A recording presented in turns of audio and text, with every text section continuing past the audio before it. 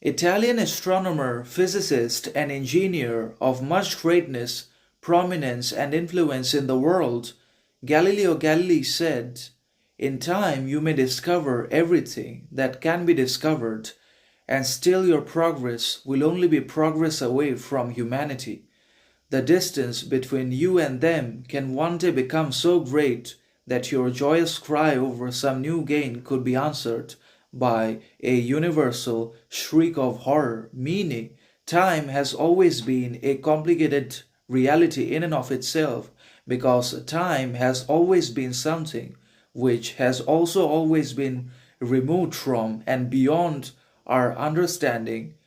comprehension, and intelligence capabilities. And that's why it's difficult to live within the framework of time, because time is something which is in perpetual motion. Time has always been in motion and it's always moving, but we as men are material and therefore limited, and therefore we live for a particular amount of time which has been allotted to us by the higher universal authority and the greater power governing the world. And upon the completion of that time, we leave because we die and we perish. So we perish within the framework of time, and that means time controls, dominates,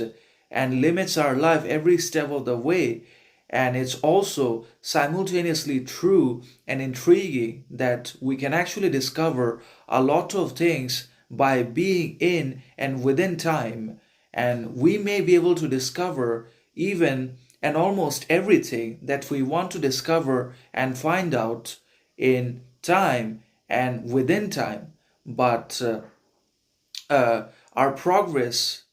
and our achievement is only going to come at the cost of our social connections, friendships, and relationships that we usually have, or that we could have if we do not choose to progress. So, time and our progress are connected, but it comes at the cost of our relationships and connections with society and the world. And even if we discover something very great, different, and distinct